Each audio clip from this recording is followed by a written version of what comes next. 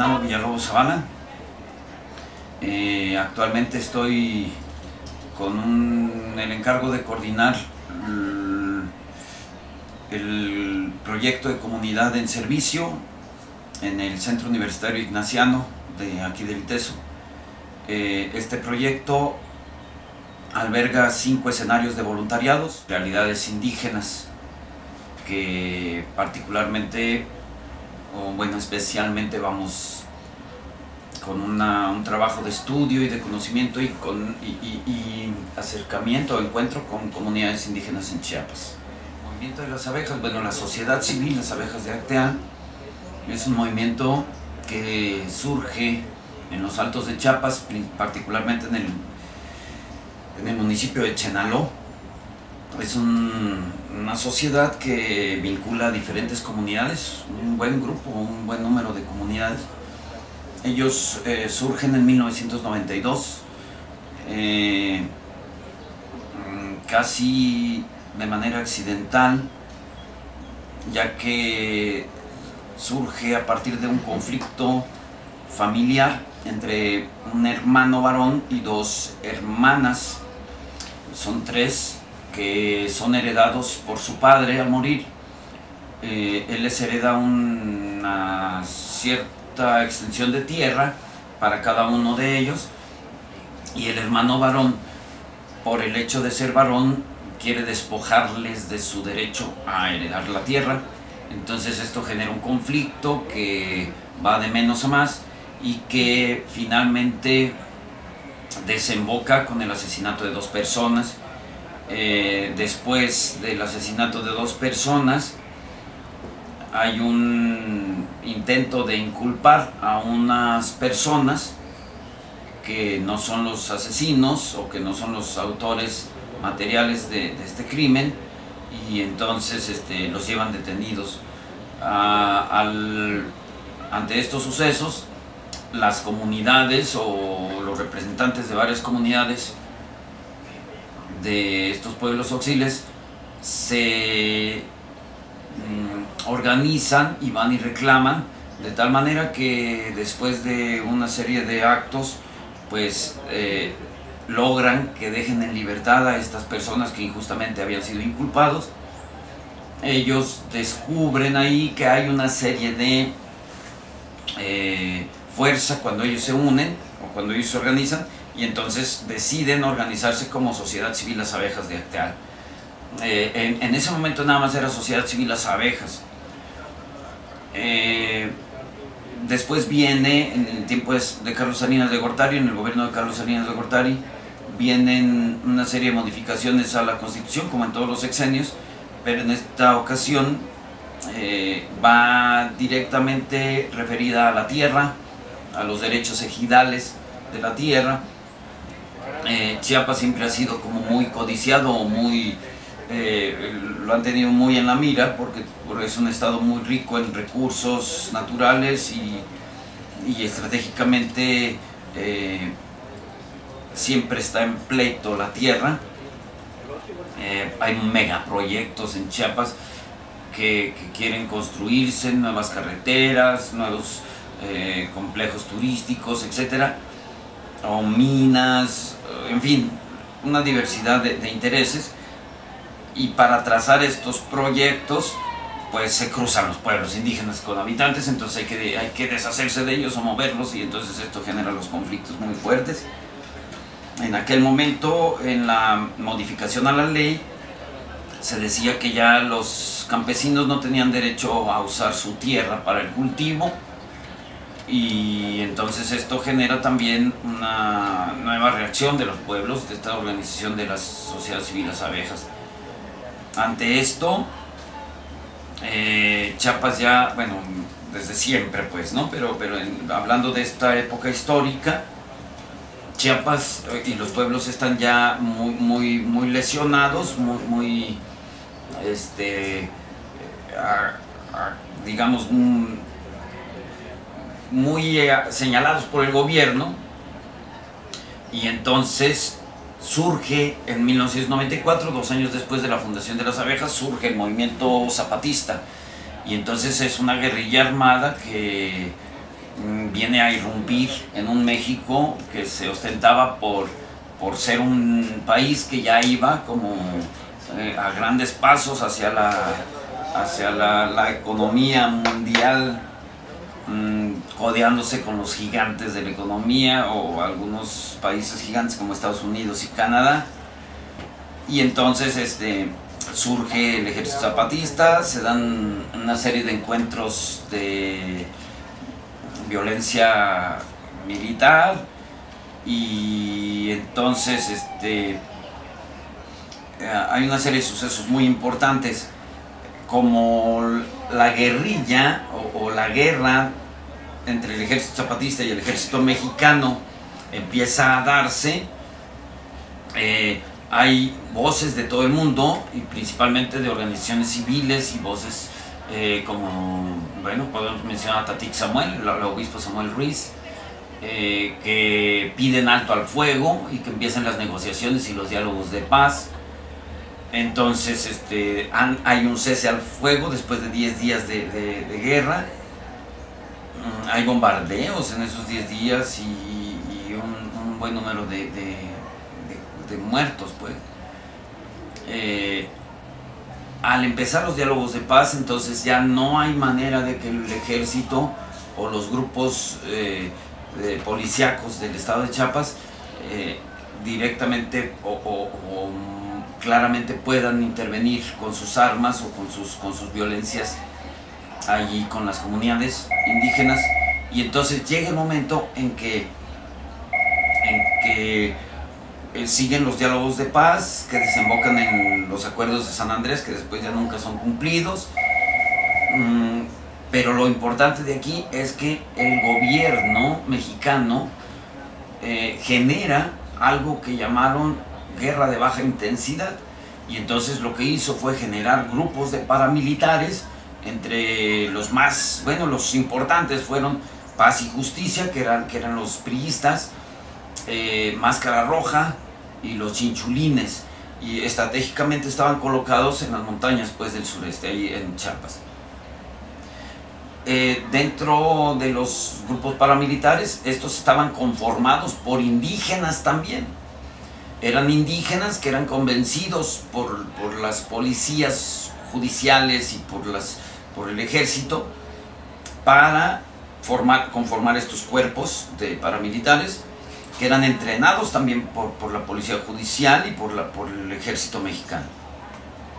Su objetivo fundamental era crear y sembrar el terror en las comunidades. Entonces llegaban y hacían barbarie y medio, disparando, torturando, robando, saqueando, de tal manera que las familias en muchas de las comunidades tuvieron que huir de sus comunidades, y entonces se les llama desplazados. Son desplazados de sus comunidades y ellos buscan refugio en otras comunidades, donde las abejas, la sociedad civil Las Abejas, empiezan a congregarse.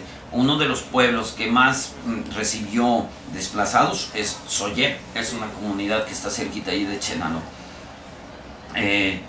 Y entonces, al ser desplazados, pues hay diferentes campamentos en la montaña y en otras comunidades donde viven de manera infrahumana las personas, los niños, pues bueno, todas las familias. Y uno de los puntos donde se congregan estos desplazados es Acteal, lo que hoy es ya un pueblo más, bueno, no está tan grande, pero es un pueblo ya más en forma. Y entonces ellos están... una característica importante de Las Abejas de Acteal es que su lucha desde el principio está conformado o basado en el Evangelio, o en la evangelización que Tatik Samuel y muchos agentes de pastoral sembraron. Y entonces ellos son un grupo pacifista, es una lucha de pueblos pacifistas y mucho vinculados a la palabra de Dios, ¿no? Al estar haciendo este tipo de cosas, Las Abejas de Acteal, una de las actividades que hacen es ayuno y oración, jornadas de ayuno y oración para pedir la paz, para pedir que el cese a la hostigación, ¿no? Y entonces están justamente en lo que hoy es Acteal, un grupo importante de personas que ya llevan varios días en ayuno y oración. Allí es a donde llegan los paramilitares, ya por supuesto muy bien programado y planeado el golpe, porque los sobrevivientes, muchos de los testimonios hablan de cómo el ejército y la judicial están de alguna manera resguardando el entorno del sitio donde fueron masacrados. Y entonces llegan los paramilitares y hacen una masacre donde caen muertos 45 personas, principalmente mujeres y niños y ancianos. Y entonces allí mueren 45 personas. Los miembros de la Sociedad Civil Las Abejas de Acteal mencionan mucho que aparte había 4 mujeres embarazadas de las que fallecieron, y que los paramilitares con machetes abren el vientre y era sembrar el terror, era una barbarie, era dejar claro como esta hostigación y esta violencia al tope, ¿no? Y entonces este acontecimiento genera que tengamos un antes y un después en las abejas de Acteal, ¿no?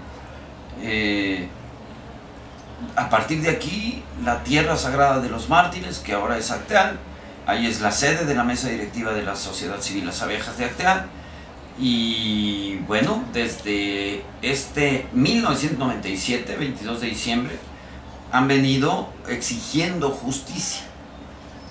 Hubo detenidos de los paramilitares asesinos, sí hubo detenidos, pero hubo un manejo de los juicios y de los procesos muy truculento, y de tal manera que hoy tenemos a todos los paramilitares libres, de los que detuvieron, todos ahora están libres.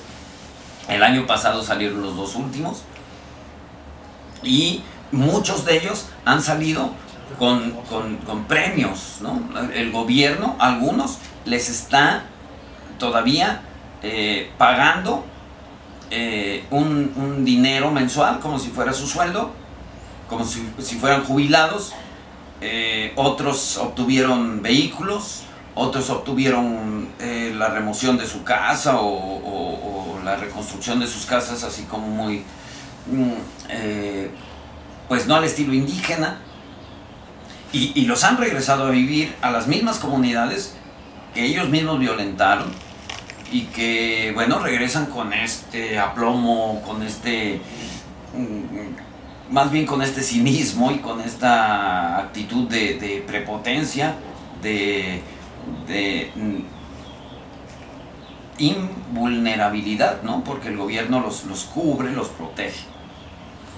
Y bueno, esta es ahora la lucha de las abejas, ¿no? Pedir la justicia, pedir que no siga el hostigamiento del gobierno. La guerra de baja intensidad ahora ha cambiado, se ha transformado, y ahora es a través de programas del gobierno. 60 y más,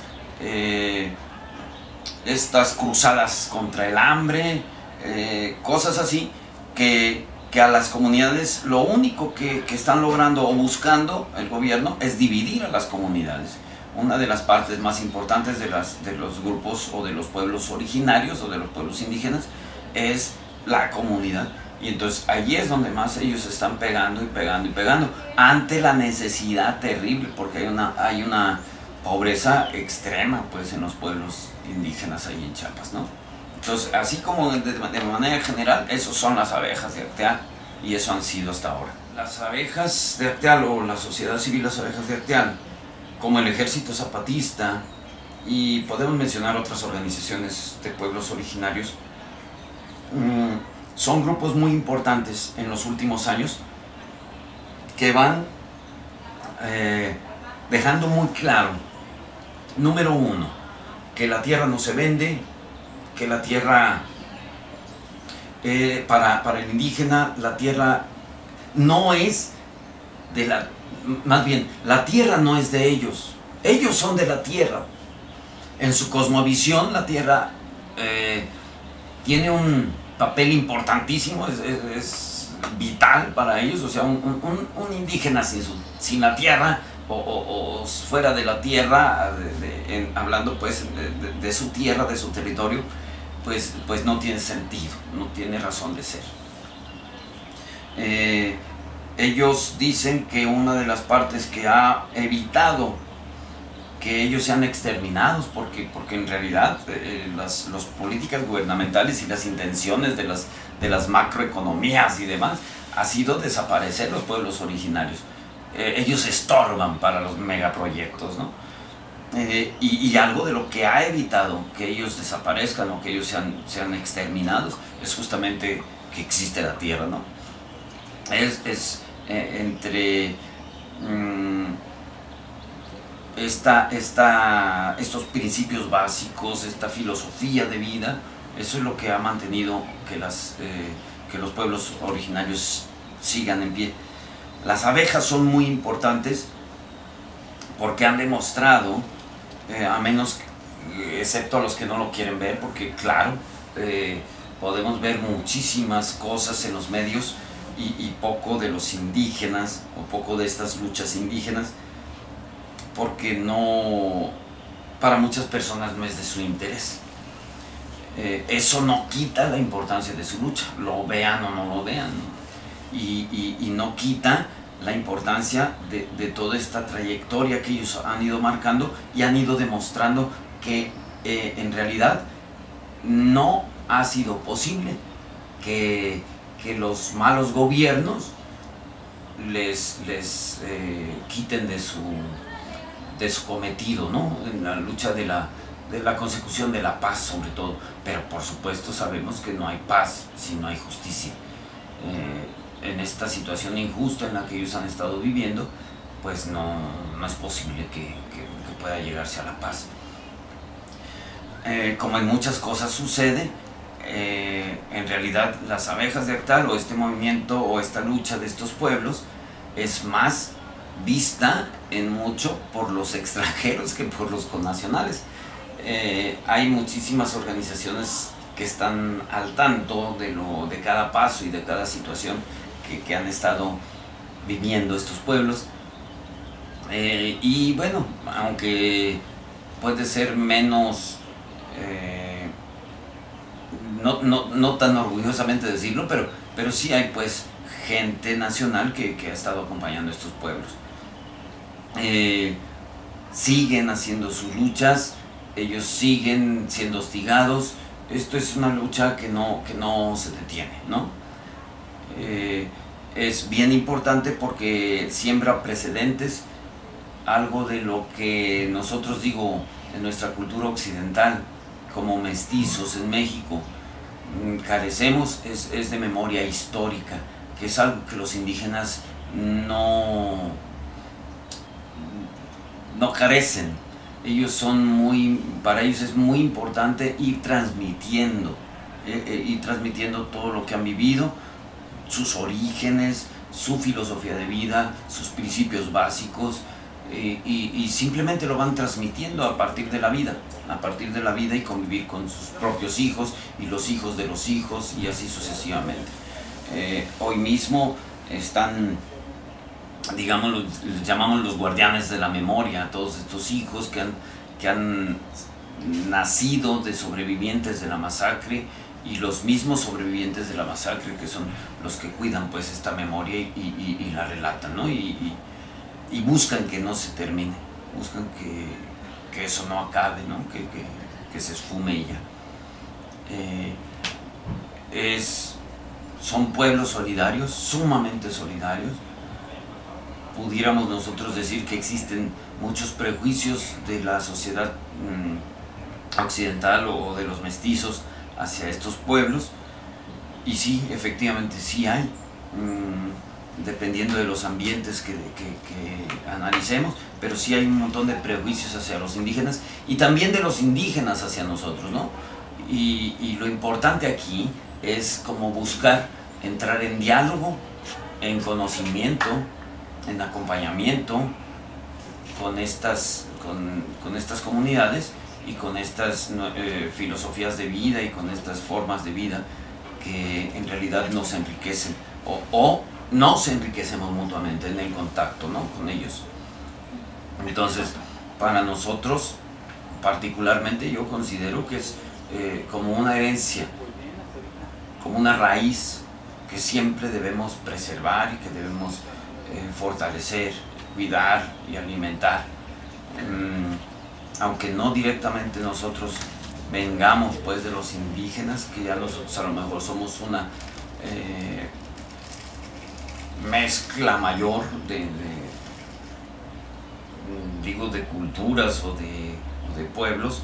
Sin embargo, el solo hecho de ser humanos y haber nacido en México pues nos obliga a tener que estar mirando a este referente, a estos pueblos originarios como referente, por muy lejanos o cercanos que los podamos considerar.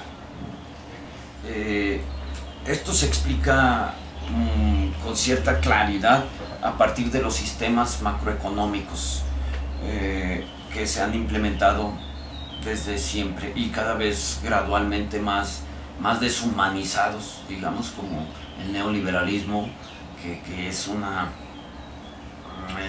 avalancha de avasallamiento sobre las personas.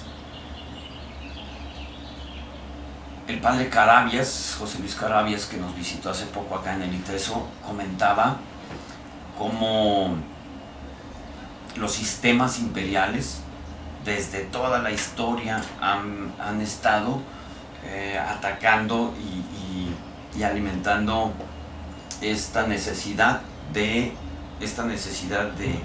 acabar con los pueblos o acabar con la población.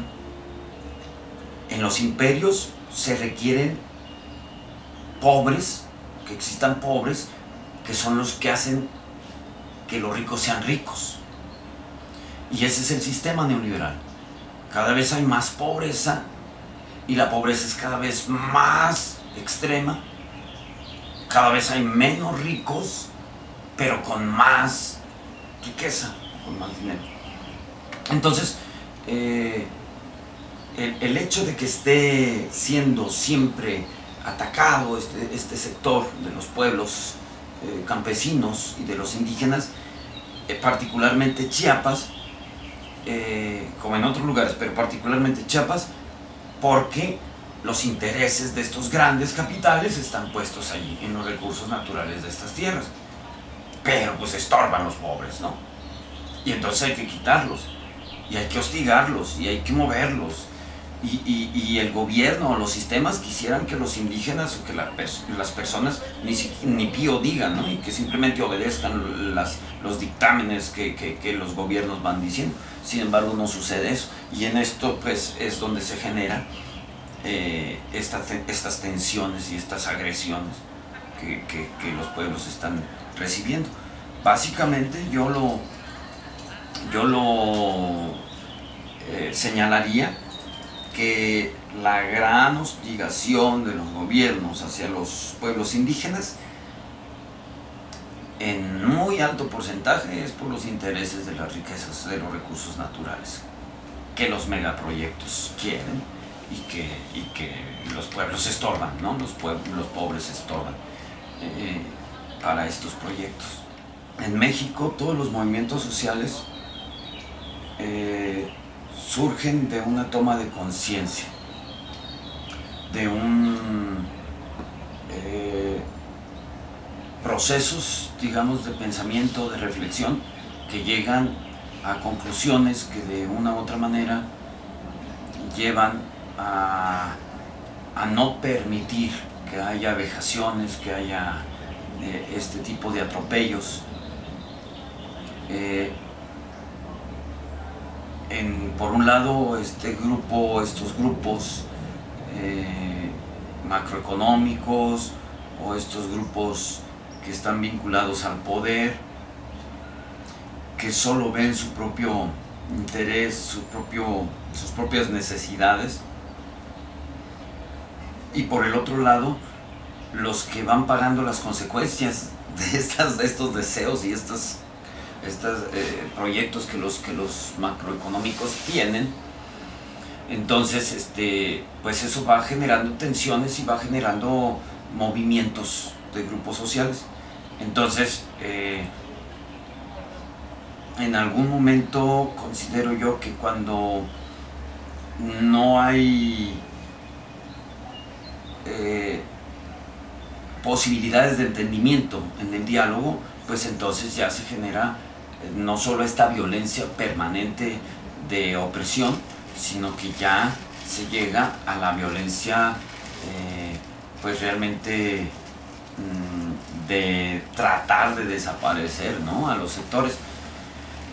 En la historia podemos constatar nosotros que los movimientos sociales y los grupos estos de cualquier índole que van pues en busca de situaciones de justicia social, de defensa de los derechos humanos, de buscar situaciones de transformación social en beneficio de las mayorías, pues casi todos ellos terminan siendo reprimidos por los que ostentan el poder, y cuando son reprimidos, casi por lo general,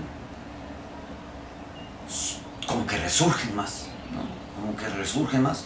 En México tenemos diferentes ejemplos. Podríamos nombrar desde los movimientos de hace muchos años, como la huelga de Cananea, los de Río Blanco, que dieron paso después a movimientos importantes como la Revolución Mexicana, como la Guerra de Reforma, o podemos hablar ya dentro de lo más cercano, digamos, bueno, por ejemplo, el movimiento del 68, que hoy se ve como un solo grupo, pero que había un montón de inquietudes y de diferentes sectores que finalmente son reprimidos en un mismo evento. Bueno, hablando del 2 de octubre, pero hubo represiones pues previas y posteriores, ¿no? El halconazo y demás. Están movimientos más aislados, o que a lo mejor son menos visibles, como el de el profesor Lucio Cabañas, ¿no? Aquel profesor rural que fue en Guerrero, y que él también aisladamente pues luchó allí como muy poquito, que hoy cobra importancia a partir del acontecimiento de los normalistas en Ayotzinapa. Tenemos la masacre de Aguas Blancas, tenemos la intervención de los militares y de los grupos de policías, o pues no sé cómo llamarles, igual paramilitares, bueno, en este caso como en el de las abejas de Acteal. Pero constantemente tenemos estas situaciones. Yo creo que una de las partes importantes es que siempre, junto con estas apariciones, de todas maneras sigue resurgiendo y sigue apareciendo una cierta conciencia, una cierta línea de reflexión profunda que no permite que la memoria se pierda. Y aunque en muy grandes mayorías en el pueblo de México está caracterizado por la inconsciencia, por el individualismo, sobre todo en los últimos años, pues no deja de haber estas luchas aisladas o en conjunto que no permiten pues que haya más abusos, o que al menos, si sigue habiendo abusos, que estos grupos de cualquier forma están denunciando permanentemente, ¿no? Hoy la lucha combativa y de conciencia se hace de muchas maneras, ¿no? A lo mejor unas son más visibles que otras, pero se hace de muchas maneras. No solo marchando en la calle, pues, ¿no? Que es una de las más visibles, pero en realidad las más eficaces, a mi juicio, pues son las que las personas conscientes o de mayor conciencia en este sentido van como incidiendo en su propio hacer diario, en educación, en los servicios médicos, como ciudadano común y corriente, etcétera, ¿no? Reactivando, por ejemplo, reactivando economías como las tienditas de la esquina, como los tianguis, los que están más preocupados por el rollo el equilibrio ambiental, ecológico, gente preocupada por el asunto del agua, gente preocupada por los desaparecidos, gente preocupada por los migrantes, gente preocupada así, por diferentes sectores, pues, ¿no? Me siento muy identificada con el movimiento. Tuve la oportunidad de ir a Chiapas y convivir con las personas de las comunidades. En realidad te hace entender su realidad y ponerte a la par con ellos. Convivir con la gente de la sociedad civil, las abejas, me hace entender por qué para ellos el gobierno no ha funcionado ni funciona. Creo que muchos estamos en contra de ciertas acciones del gobierno y también de lo que dejan de hacer, pero simplemente por inconformidad social, porque vivimos en un nivel o clase que no se ve afectada al grado que se ven afectadas las comunidades o las poblaciones más vulnerables. Para ellos el gobierno ha sido un enemigo que no ve por su bienestar y su mejoría, sino los ve como una amenaza e intenta callarlos y oprimirlos, a tal grado que suceden matanzas como la de Acteal o la matanza de Tlatelolco en el 68. Estas matanzas son planeadas por el gobierno, insertando gente de la comunidad para esto, lo cual no es justificable, pero es claro que es una comunidad con escasez y es muy fácil venderse al gobierno. Esas poblaciones han sido atacadas constantemente y al final de cuentas pareciera que todo se resume a un gobierno que ve más por sus intereses económicos y ni siquiera suyos, más bien de sus gobernantes, que los intereses de sus ciudadanos. A mí lo más importante de esto es recalcar la importancia de los movimientos contra la opresión. Creo que esta resistencia ha permitido dar a conocer luchas lejanas y ha permitido que las personas se solidaricen con luchas por justicia y bienestar social. Los actos violentos del Estado han sido una constante desde hace mucho tiempo, y creo que estos movimientos permiten crear memoria histórica y seguir defendiendo el respeto a los derechos humanos de los mexicanos. Estos movimientos trascienden fronteras y abren mentes para hacerlas más reflexivas y críticas ante la realidad de un país. Para mí, el cambio viene desde ahí, desde la reflexión y la crítica hacia las fallas de tu país.